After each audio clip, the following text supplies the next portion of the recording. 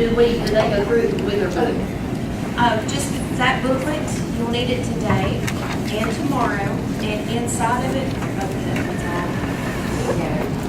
you're gonna have the agenda for today. We're not 100% gonna follow that, that's just kind of like a guide. The pink sheet of paper is for the semi-scavenger that we'll have just a little bit later. And then the phlebotomy worksheet, we're gonna go over a PowerPoint and we're gonna go over all these answers together as a group, okay? And then also at the end of the day, the last thing is the wound care presentation, and we do this worksheet as a group together, all right? So just keep up with those pieces of paper. And I'm gonna let Renee kind of get started, and then we'll have just a couple presentations, and then we'll kind of explain things just a little bit further, get your CPR card, see when you expire, see if you need Thursday for that, all that kind of stuff, okay? Does everyone sign the sign-in sheet? Okay, I'll go ahead and get started. So the lectures that are part of nursing service orientation, those are things that we want to touch base on, make sure you have a good awareness of, and there are things that necessarily your preceptor, once you get to your area, won't always have a lot of time to spend on. Which they do, they'll enhance what you're learning here, of course. But these are things that are very important to us and very important to the organization for us to put in, so you guys get those right off the bat, as you're employees. So I talk about patient experience, and I refer to the system of care. Now we're videoing this today. Now Sonia, if you want to be on the camera, you can do this. Otherwise, you can hide over here. It's just on the screen. So we're going to talk about a system of care. Now, our vision at Erlanger, you can see, is we lead the region as a comprehensive system of care for acute care and ambulatory health services. When I talk about system of care, I like you guys to identify with that area that you're going to work in. That's your system of care in that little area, because that's what you have control of. So when we talk about the patient experience, we're going to talk about how we make the patients feel when they're here. Our core values, which are also over here, honesty, excellence, appreciation, respect, and trust. For this particular presentation, we talk about a little bit about excellence. You'll hear terms like, when we say patient experience, we're talking about patient satisfaction. We're also talking about service excellence, how we treat our customers and how we make them feel that we want them to come back. We want them to tell friends and family about us and come back. So when we talk about our excellence core values, we distinguish ourselves by our commitment to deliver exceptional care every time, demonstrating results in measurable ways. So you have to remember, exceptional care every time. When you talk about the patient experience, every interaction with every employee is important. We can treat them like gold in certain areas. If somebody ignores them in another area, are they really going to be satisfied with their care? No. Okay? These are things we have to remember. Patient satisfaction is more than just the clinical excellence, which families expect. They expect very best care when they're here. It also means that the care team communicates effectively, displays teamwork, treats patients and families with empathy, compassion, and respect, and offers a clean and welcoming environment. So you'll notice as we talk about patient excellence, service excellence, that when we get through these and we talk about how we measure this, that these actual details are actually measured in what's called our HCAP survey. So we have highlighted those key words that we like to use when we're communicating with the patient. We like to say the word excellence. We try to tell our patients that we do excellent care.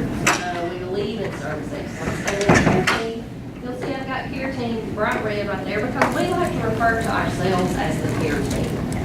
We're not, just like PCTs, nurses, whatever. Anybody that goes in and interacts with that patient on a clinical level at the bedside, we call the care team. That way, when the patients get their HCAP survey, if there's somebody that does get a survey, which we'll talk about that a little bit, then the questions are worded like, do members of your care team come check on you, routinely? We're all part of the care team. Doctors, nurses, respiratory therapists, everybody. We refer to ourselves as the care team. We've got some new cool posters coming out too pretty soon that have pictures of the care team. We kind of talk about what each member does, so patients and customers can understand that. So creating reliable, exceptional care every time. How do we do that? So it starts with engagement. Okay, okay? I tell some people, there's a quote somewhere that I wrote down, we want you to be at the table, not on the menu, okay? So when you're here at work, to be engaged with your coworkers, be engaged with the physicians. They also have to be engaged with the customer, with you guys.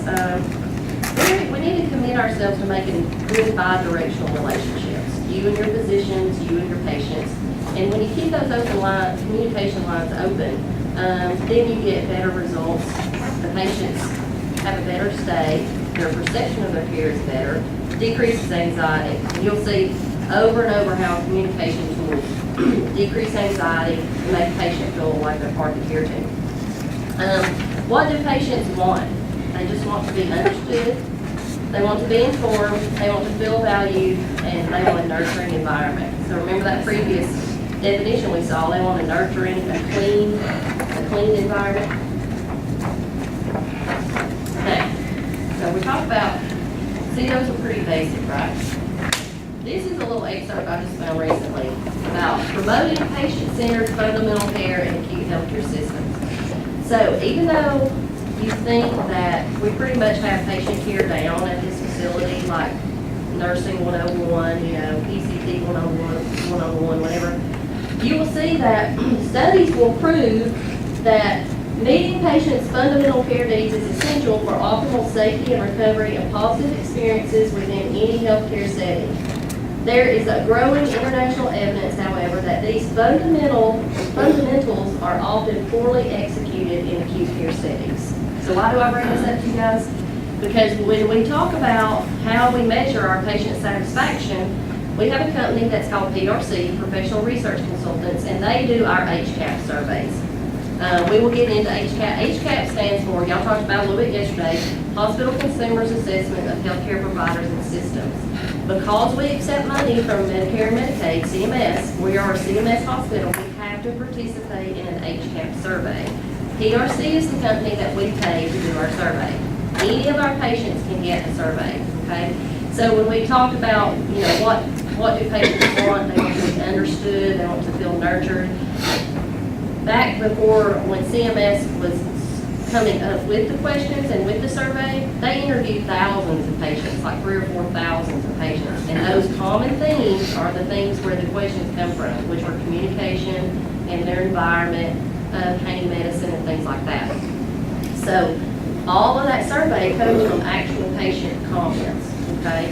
So also with that survey, you can tell the surveyor what was good about your stay, what was bad about your stay, okay? And we go through, I go through hundreds of them. I read them all the time.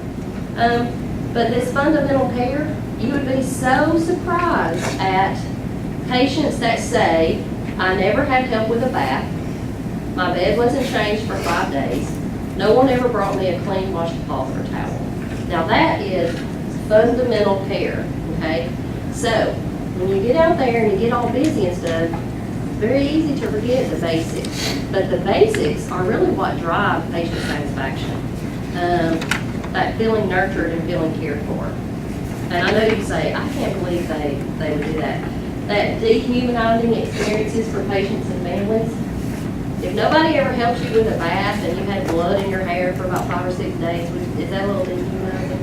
Yeah, it is. So when you get out there, don't forget the basics. It's easy to do. And I know, I've been here, my name's Kanae Gillowen, by the way. I've been doing patient experience for a while. I've recently moved back to the education department, but I'm a trauma unit nurse. I started here in 1996 in the trauma unit. So Stephanie's a trauma unit nurse. She came, you were here before me, a year or two? Started in 95. Yeah, so she was up on the floor and then came to the trauma unit. So we know a lot about dehumanizing, how you kind of almost forget about that real person there when they're acutely ill and you're just stopping the bleeding and, cleaning them up and stuff like that. Patient experience. How do we drive this communication here at Erlanger? We have these things that we call non-negotiables. These are the fundamental things we do to keep the communication lines open. We do AIDIT, which all that is an acronym for a communication framework, okay?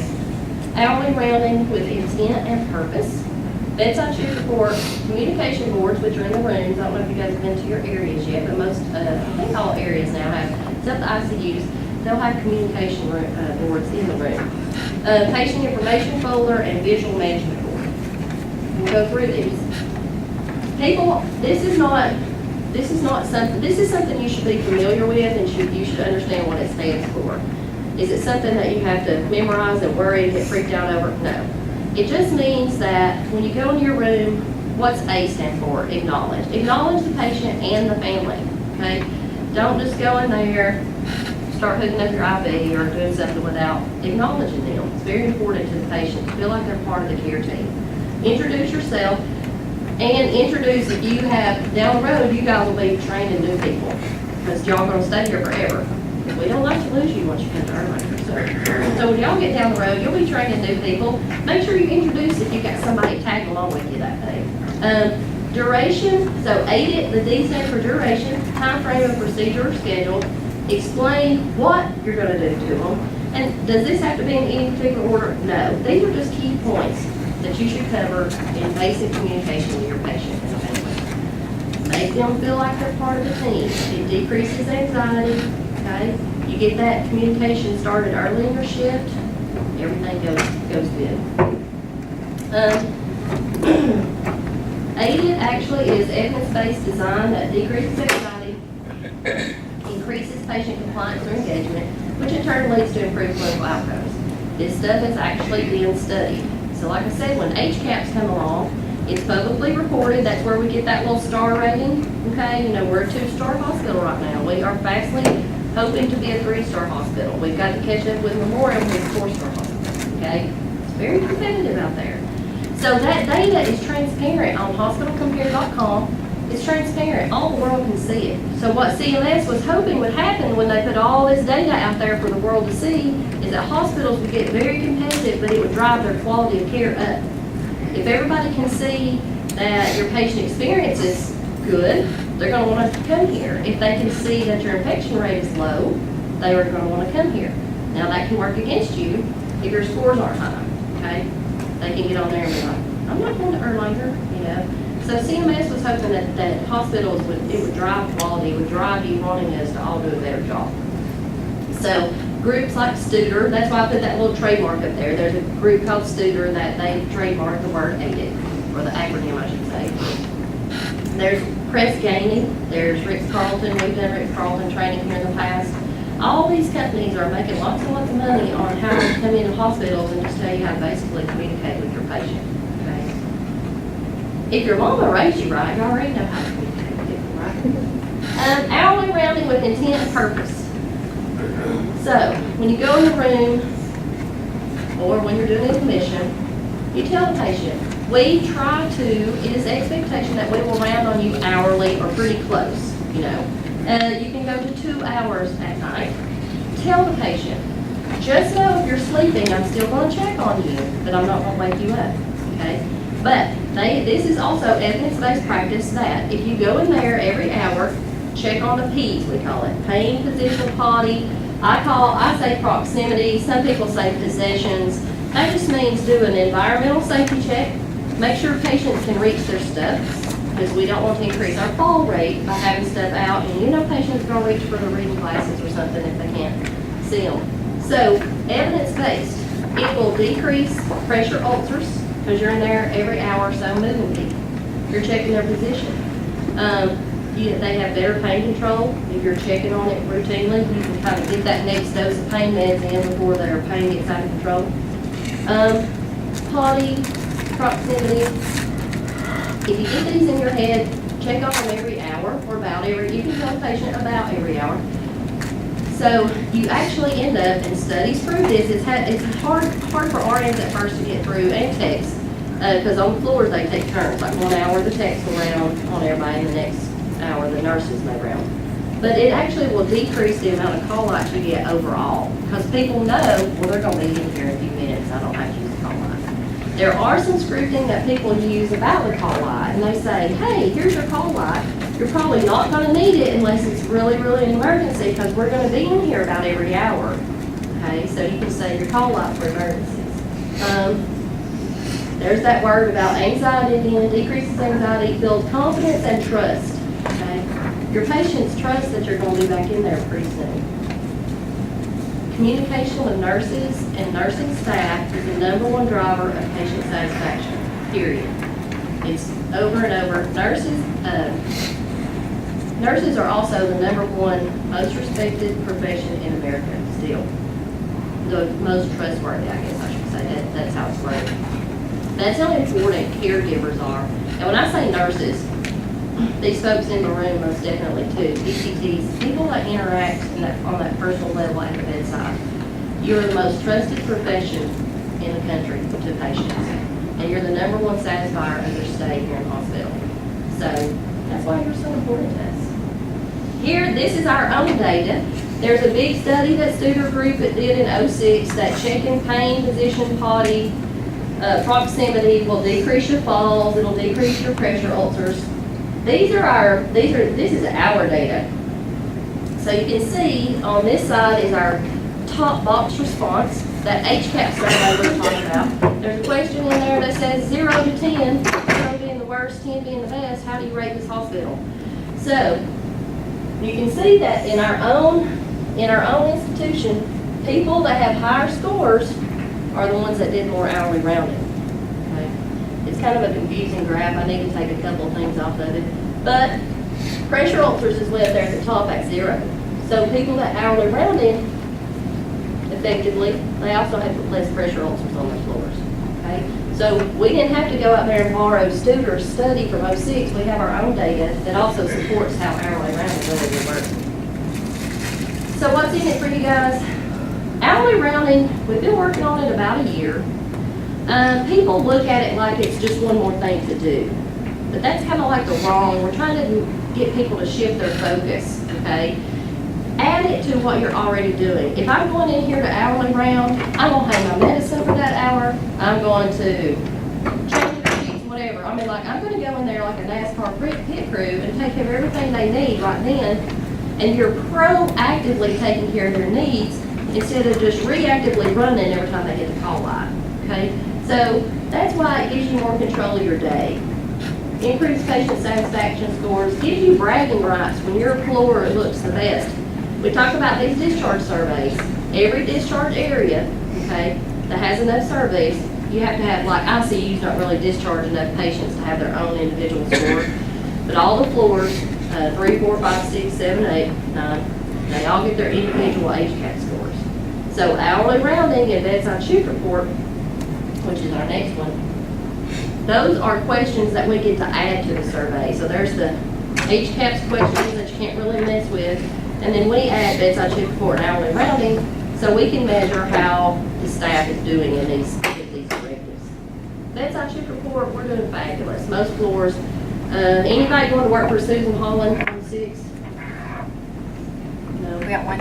Oh, hey! Susan Holland hardwired bedside shift report on her floors way back in 2012. They're by far the best. They have hardwired that procedure. It works for them. It takes a little bit more time, they said, than a normal report would, where you just run to the nurse's station and give a report and then run out the door. But they said they wouldn't have it any other way.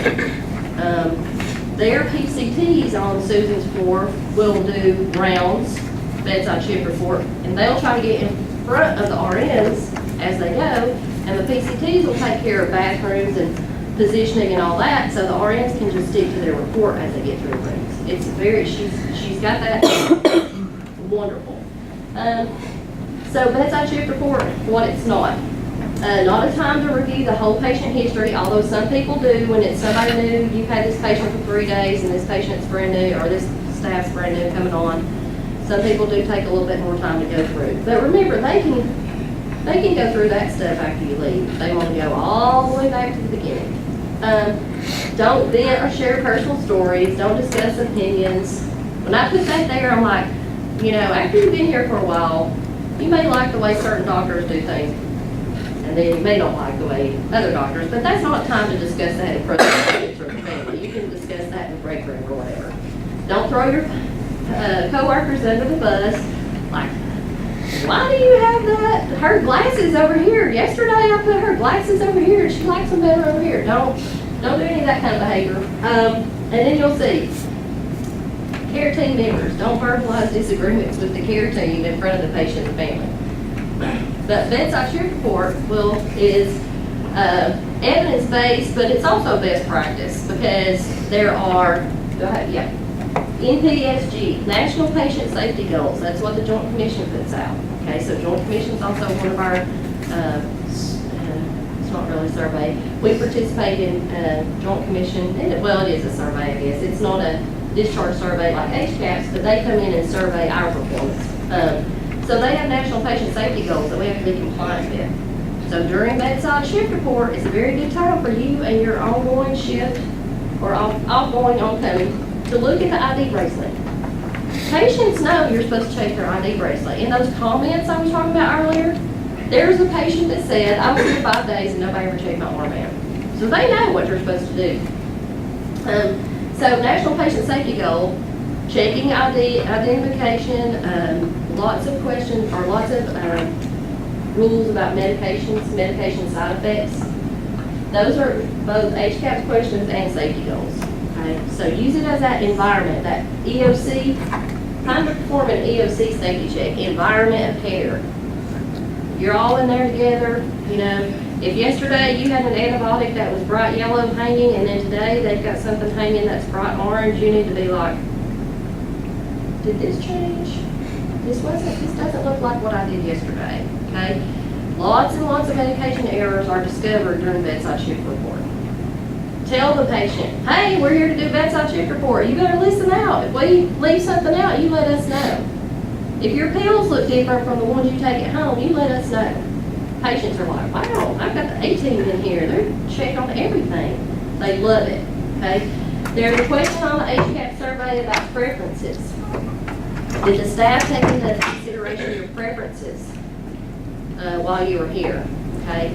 So, when you include them in bedside shift report, they think that you are asking them about their preferences, like how they like things. Now, there's also points that you need to let patients know, and sometimes we talk about case management with this, is that sometimes they have something in their mind, but their insurance isn't going to pay for it. You know what I'm saying? Like, whether it's a certain type of piece of equipment, you know, they may want the Cadillac and their insurance is going to pay for the Yugo, you know.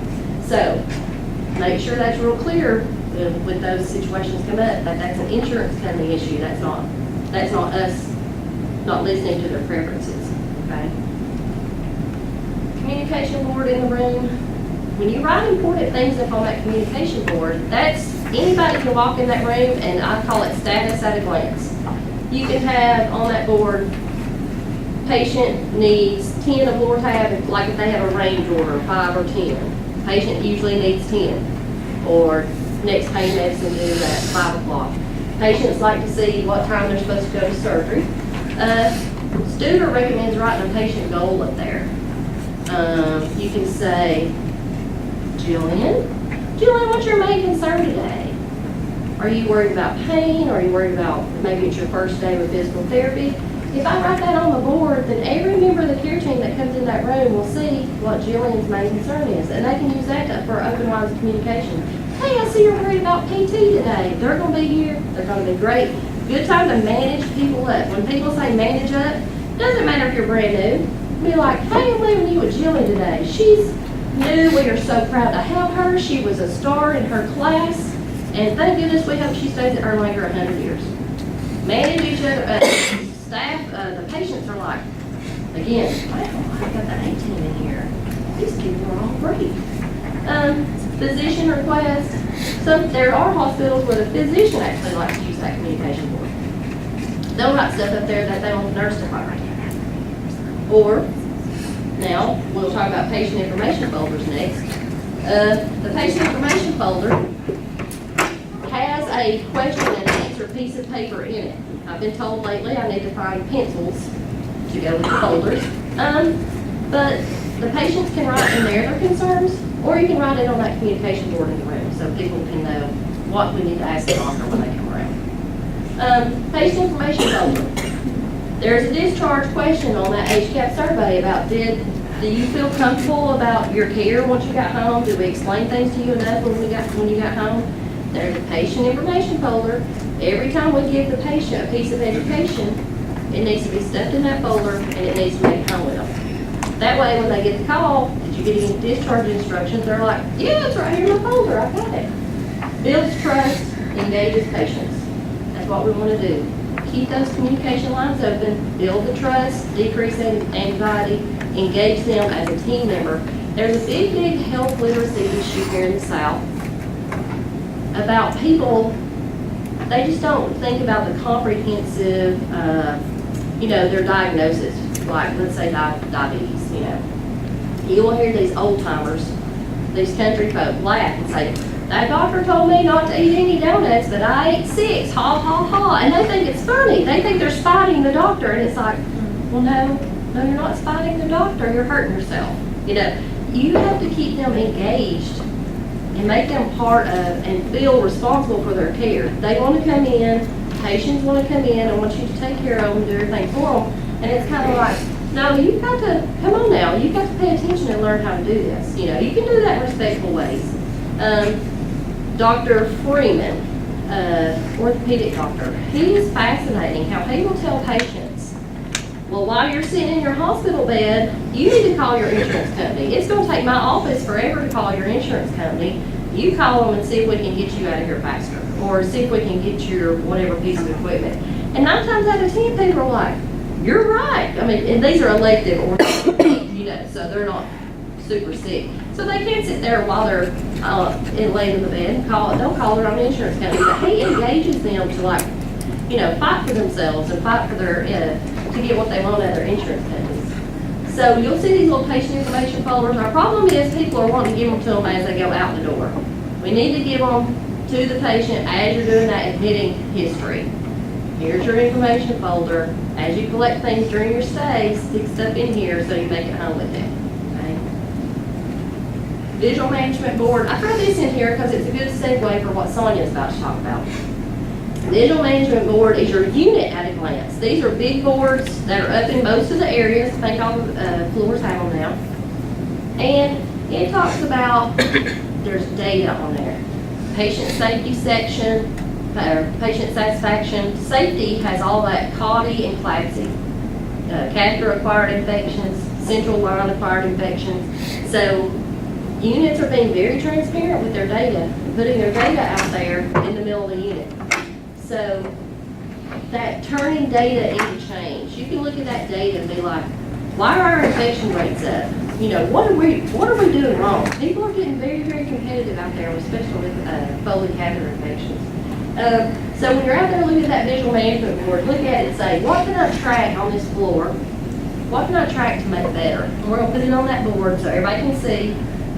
Builds teamwork. And also, with the family come by and the visitors, they're like, wow, look at what this floor is working on. Look how good these scores are. Or look, they weren't doing so good and they got a process improvement plan going on. So patients and families deserve to know what we're doing and how we're striving to be better. So, like I said, we have what we call a big 4 metrics that we use, that we follow, which are HCAHPS are one of those. You have leave of stay, mortality, and there's another one. A lot of times people will have those big metrics. Readmissions. They'll have those big 4 on the board, so they'll kind of track those, okay? And when we talk about all this stuff, okay, you gotta remember, like I said, this segues into what Sonia's gonna come talk about.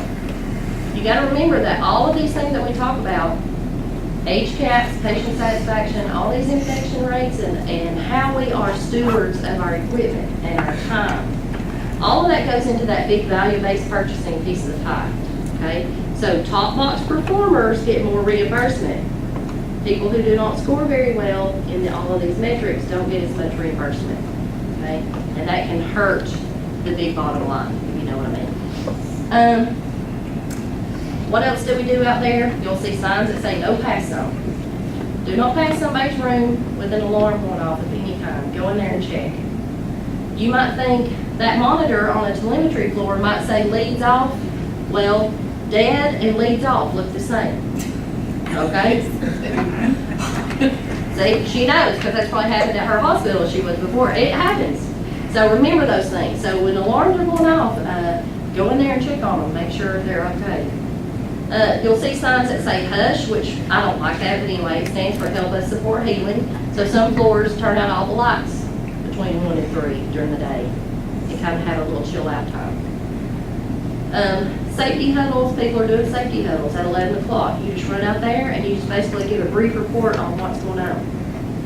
Hey, this patient in bed 5 is a flight risk. I think he might run out. Y'all help me keep an eye on him. Anything. Hey, the patient in 13 and the patient in 16 have the same exact last name and the same middle initial. Okay?